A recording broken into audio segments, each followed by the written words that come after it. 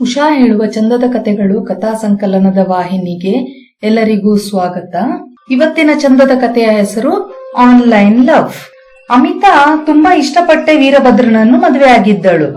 ವೀರು ನಿಷ್ಠಾವಂತ ಪೊಲೀಸ್ ಅಧಿಕಾರಿಯಾಗಿದ್ದನು.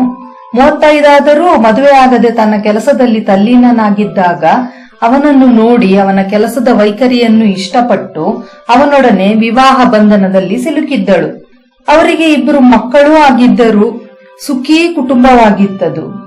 ಇವೆಲ್ಲ ನಡೆದು 20 ವರ್ಷಗಳೇ ಕಳೆದಿವೆ. ಮಕ್ಕಳಿಬ್ಬರು ಹೈಯರ್ ಸ್ಟಡೀಸ್ ಅಂತ ದೂರ ದೇಶದಲ್ಲಿ ಸೆಟ್ಲ್ ಆಗಿದ್ದರು. ಮನೆಯಲ್ಲಿ ಇವರಿಬ್ರೆ. ವೀರಭದ್ರನಿಗೆ ರಿಟೈರ್ ಆಗಿತ್ತು.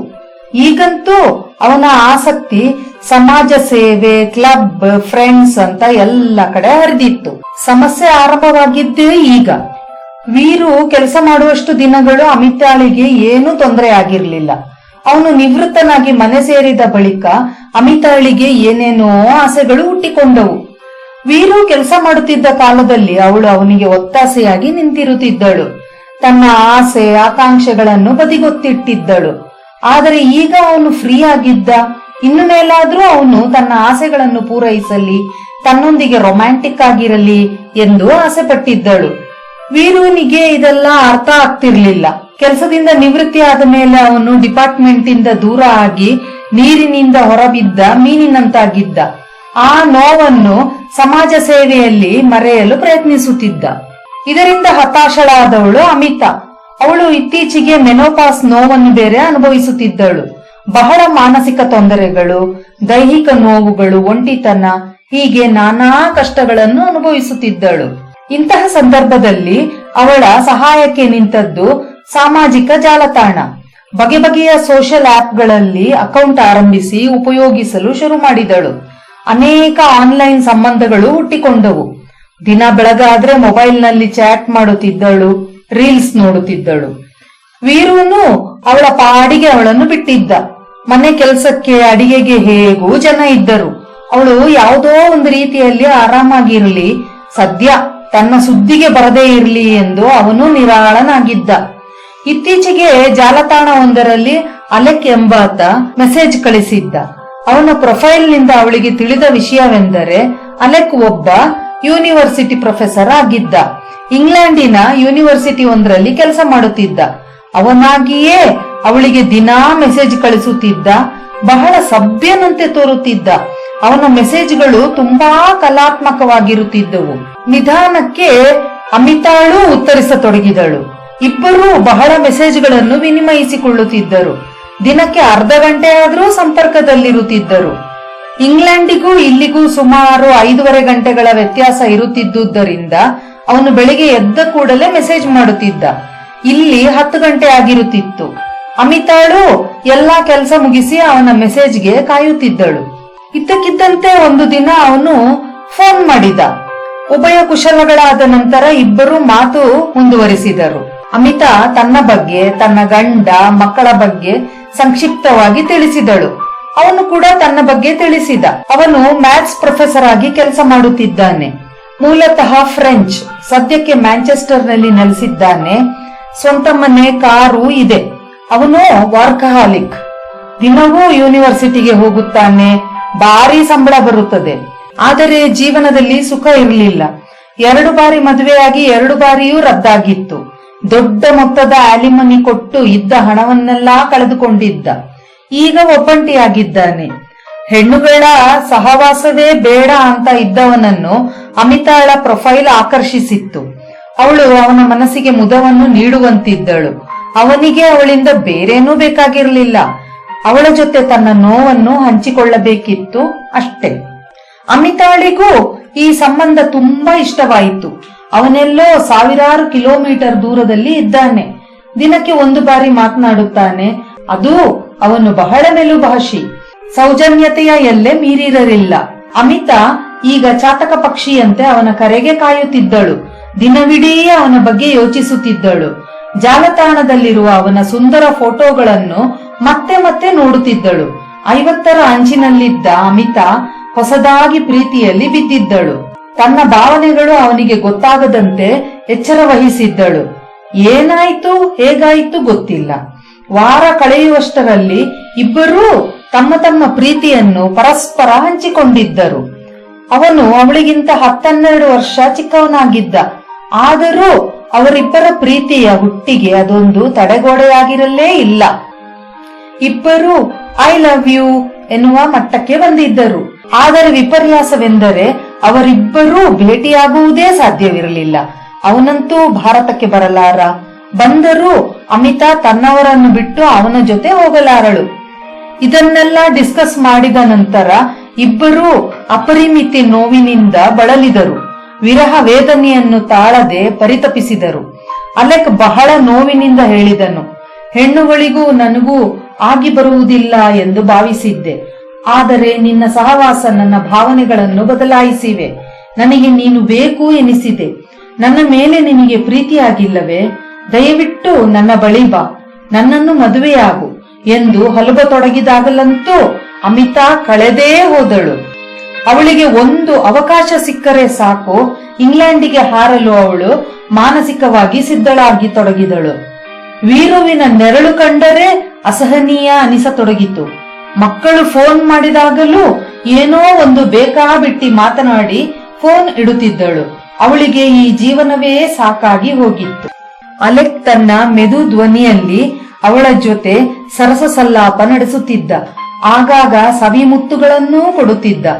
ಅಮಿತಾಳ ಮಾನಸಿಕ ಸ್ಥಿತಿ ಪೂರಾ ಬದಲಾಗಿತ್ತು. ಅವಳು ಇತ್ತೀಚೆಗೆ ಸುಂದರವಾಗಿ ಅಲಂಕರಿಸಿಕೊಳ್ಳುತ್ತಿದ್ದಳು.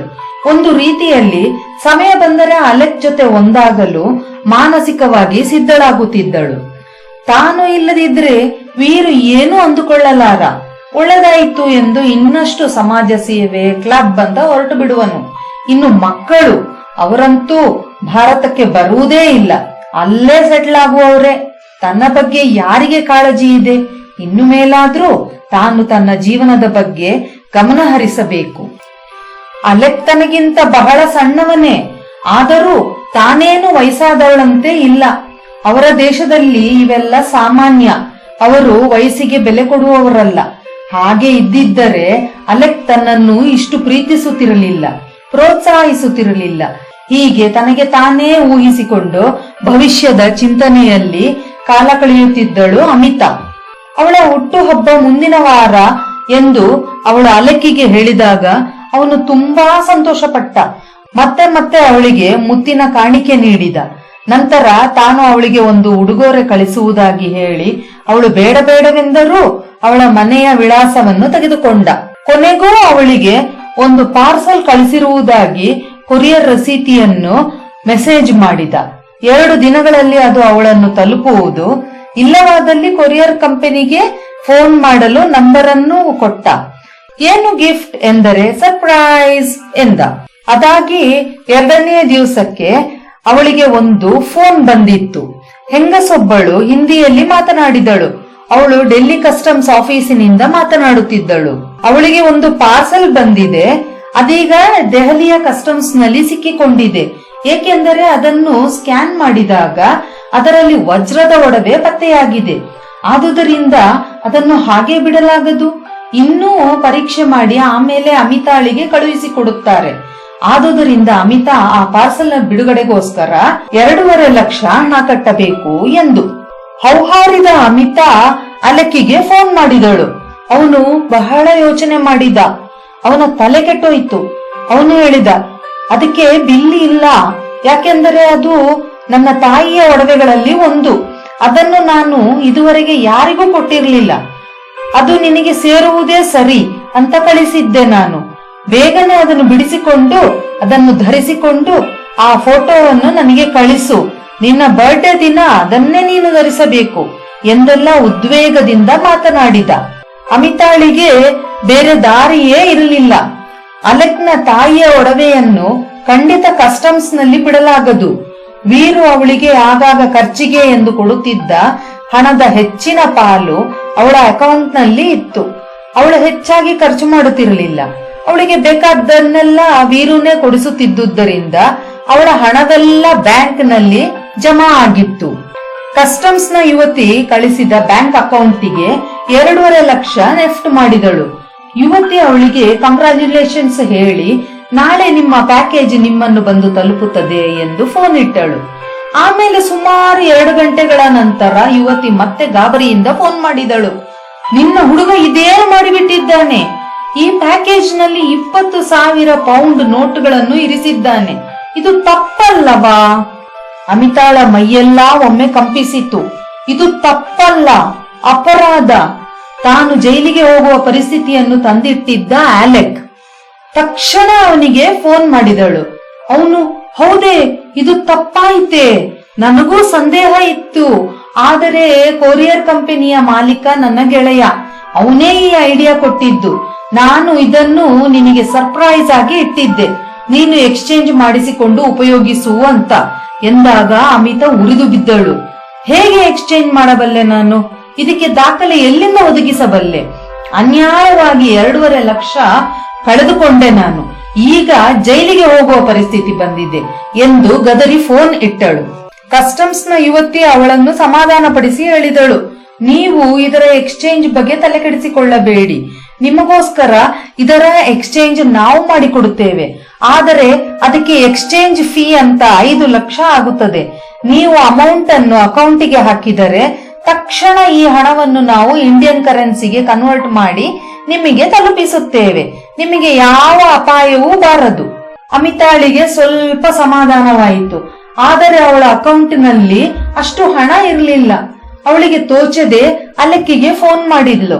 ಅಲೆಕ್, ನನ್ನ ಬಳಿ ಅಷ್ಟು ಹಣ ಇಲ್ಲ, ನೀನು ನನ್ನ ಅಕೌಂಟಿಗೆ ಸ್ವಲ್ಪ ಹಣ ಹಾಕ್ತೀಯಾ ಎಂದು ಕೇಳಿದಳು. ಅಲೆಕ್ ಕ್ಷಣಕಾಲ ಮೌನವಾದ. ನಂತರ ನಿಧಾನವಾಗಿ ಹೇಳಿದ, ಅಮಿತಾ, ನಾನು ಇಂಡಿಯಾಗೆ ಇನ್ನು 15 ದಿವಸಗಳಲ್ಲಿ ಬರ್ತೇನೆ. ಟಿಕೆಟ್ ಬುಕ್ ಕೂಡ ಮಾಡಿಯಾಗಿದೆ. ಈಗ ನನ್ನ ಬಳಿ ಅಷ್ಟು ಹಣ ಇಲ್ಲ. ನಿನಗೆ ಗೊತ್ತು, ಆಲಿಮನಿ ಅಂತ ಲಕ್ಷಾಂತರ ಪೌಂಡ್ಗಳನ್ನು ಕಳೆದುಕೊಂಡ್ಬಿಟ್ಟಿದ್ದೇನೆ. ನಾನು ದಿವಾಳಿಯಾಗಿ ಹೋಗಿದ್ದೇನೆ ಎಂದು ಗೋಳೋ ಎಂದು ಅತ್ತ ಅಲೆಕ್. ಅವನೇ ಮುಂದುವರೆದು ಅಳುತ್ತಾ ಹೇಳಿದ, ನಿನ್ನ ಬಳಿ ಚಿನ್ನ ಏನಾದ್ರೂ ಇದ್ರೆ ಮಾರಿಯಾದ್ರೂ ಆ ಹಣವನ್ನು ಬಿಡಿಸಿಕೊ. ಅದು ನನ್ನಲ್ಲಿರುವ ಕಟ್ಟ ಕಡೆಯ ಹಣ ಮಾತ್ರ. ಅದನ್ನು ಕಳೆದುಕೊಂಡ್ರೆ ನಾನು ಏನಾಗುವೆನೋ ನನಗೇ ಗೊತ್ತಿಲ್ಲ. ಸಂಜೆಯಾಗುತ್ತಿದ್ದಂತೆ ಅಮಿತಾ ತಾವು ಯಾವಾಗಲೂ ಆಭರಣ ಕೊಳ್ಳುವ ಅಂಗಡಿಗೆ ಹೋಗಿ ತನ್ನ ಆಭರಣಗಳಲ್ಲಿ ಒಂದನ್ನು ಮಾರಿದಳು. ಬ್ಯಾಂಕಿಗೆ ಹಣವನ್ನು ಜಮೆ ಮಾಡಿ ಮರುದಿನ ನೆಫ್ಟ್ ಮಾಡುವುದಾಗಿ ಅಲೆಕ್ ಮತ್ತು ಕಸ್ಟಮ್ಸ್ ನ ಯುವತಿಗೆ ತಿಳಿಸಿದಳು. ರಾತ್ರಿಯೆಲ್ಲಾ ನಿದ್ದೆ ಇಲ್ಲ ಅಮಿತಾಳಿಗೆ. ಅವಳ ನೆನಪಿನ ಸುರುಳಿ ಅಲೆಕ್ ನನ್ನು ಸಂಪರ್ಕಿಸಿದ ದಿನದಿಂದ ಬಿಚ್ಚಿಕೊಂಡಿತು. ಅಲೆಕ್ ತೋರಿದ ಪ್ರೀತಿಯನ್ನು ಅವಳು ಎಂದೂ ಕಳೆದುಕೊಳ್ಳಲಾರಳು. ಈ ಪ್ಯಾಕೇಜ್ ಅನ್ನು ಬಿಡಿಸಿಕೊಂಡೇ ತೀರುವಳು. ಅಲೆಕ್ ಭಾರತಕ್ಕೆ ಬರುವ ದಿನವನ್ನು ಎದುರು ನೋಡುವುದೇ ಅವಳ ಮುಂದಿನ ಕೆಲಸ. ಈ ವಿಚಾರವನ್ನು ನಿಧಾನವಾಗಿ ವೀರುವಿಗೆ ಹೇಳಬೇಕೇ? ಬೇಡ, ಈಗಲೇ ಬೇಡ. ಏನು ಮಾಡುವುದು ಎಂದು ಯೋಚಿಸುತ್ತಿದ್ದಂತೆ ಬೆಳಕಾಯಿತು. ಬ್ಯಾಂಕ್ ತೆರೆಯುವುದನ್ನೇ ಕಾದಿದ್ದು ಕಸ್ಟಮ್ಸ್ ಯುವತಿಗೆ ಫೋನ್ ಮಾಡಿದಳು. ಯುವತಿ ಅಮಿತಾಳನ್ನು ಸಂತೈಸುವಂತೆ ಮಾತನಾಡಿದಳು. ಬೇರೆ ಅಕೌಂಟ್ ನಂಬರ್ ಕೊಟ್ಟಳು. ಅಮಿತಾ ಕೊನೆಯದಾಗಿ ಹೇಳಿದಳು, ಇದೇ ಕೊನೆಯ ಟ್ರಾನ್ಸಾಕ್ಷನ್ ತಾನೆ? ಇನ್ನು ಕೊಡಲು ನನ್ನ ಬಳಿ ಹಣ ಇಲ್ಲ. ಖಂಡಿತ, ನೀನು ಹಣ ಜಮೆ ಮಾಡಿ 2 ಗಂಟೆಗಳಲ್ಲಿ ನಿನ್ನ ಪಾರ್ಸೆಲ್ ರಿಲೀಸ್ ಆಗ್ತದೆ. ಮನಿ ಕನ್ವರ್ಷನ್ ಕೂಡ ಆಗುತ್ತದೆ. ನಿನಗೆ ನಾಳೆ ಪಾರ್ಸೆಲ್ ಸಿಗುತ್ತದೆ. ನೀನಂತೂ ತುಂಬಾ ಲಕ್ಕಿ. ನಿನ್ನ ಹುಡುಗ ನಿನಗೋಸ್ಕರ ವಜ್ರದ ಹಾರ, ಮ್ಯಾಚಿಂಗ್ ವಜ್ರದ ಉಂಗುರ ಕೂಡ ಆ ಪಾರ್ಸೆಲ್ ನಲ್ಲಿ ಇಟ್ಟಿದ್ದಾನೆ, ಗೊತ್ತಾ? ಅಮಿತಾ ಬ್ಯಾಂಕ್ ನಲ್ಲಿ ಹಾಕಿದ್ದ ಬೆಂಚ್ ಮೇಲೆ ಕುಳಿತಳು. ಯಾವುದೂ ಸರಿಯಾಗಿ ಖಾಲಿಯಾಗುತ್ತಿರಲಿಲ್ಲ. ಮೊದಲು ಸ್ಕ್ಯಾನರ್ ನಲ್ಲಿ ವಜ್ರದ ಹಾರ ಇದೆ ಎಂದು ಕಂಡುಹಿಡಿದಾಗ ಕರೆನ್ಸಿ ಬಗ್ಗೆಯೂ ಗೊತ್ತಾಗ್ಬೇಕಿತ್ತು, ಆದ್ರೆ ಗೊತ್ತಾಗಿರ್ಲಿಲ್ಲ. ಈಗ ವಜ್ರದ ಉಂಗುರ ಬೇರೆ ಇದೆಯಂತೆ. ಅಲೆಕ್ಸ್ ಇದರ ಬಗ್ಗೆ ಏನೂ ಹೇಳಿರ್ಲಿಲ್ಲ.